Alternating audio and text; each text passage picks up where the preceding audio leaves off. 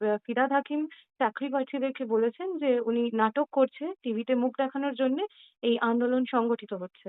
তো কিভাবে দেখছেন বিষয়টাকে? আমি তো শুনিনি যে উনি এটা বলেছেন।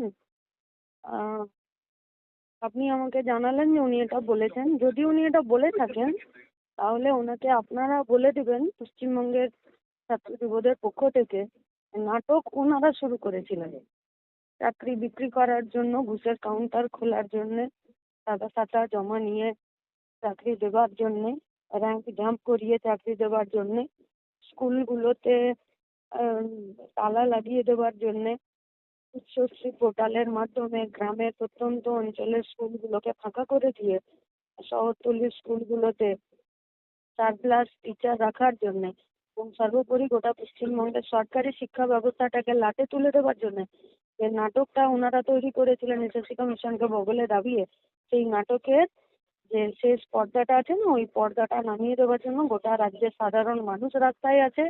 যারা চাকরি হারা চাকরি প্রার্থী তারা দীর্ঘদিন ধরে রাস্তায় আছেন, এখন বিকাশ ভবনেও আছেন। আর যারা বিকাশ ভবনে নেই তারাও কিন্তু যে যেখানে আছেন এই সলতেটা পাকাচ্ছে। ফলত খুব তাড়াতাড়ি তৃণমূলের তৈরি করা দুর্নীতির নাটকের পতন হবে।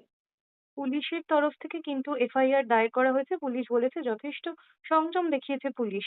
এই বিষয়ে কি বলবেন? রক্তাক্ত হয়েছে বহু শিক্ষক।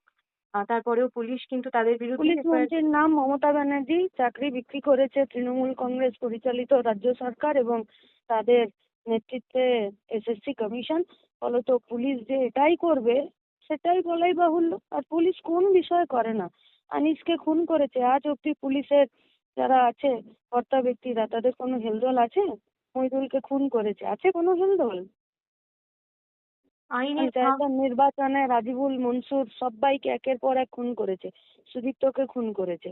কোথায় আছে পুলিশের বিরুদ্ধে কিছু? পুলিশের এটাই কাজ, শুনে নিন, যতদিন মমতা ব্যানার্জি পুলিশ মন্ত্রী এবং রাজ্যের মুখ্যমন্ত্রী আছেন, যে স্বৈরাচারী সরকার ওনারা চালাচ্ছেন, যে গুন্ডারাজের সরকার চালাচ্ছেন, তো এফআইআর করে রাজ্যের মানুষের ক্ষোভকে আটকে রাখতে পারবে।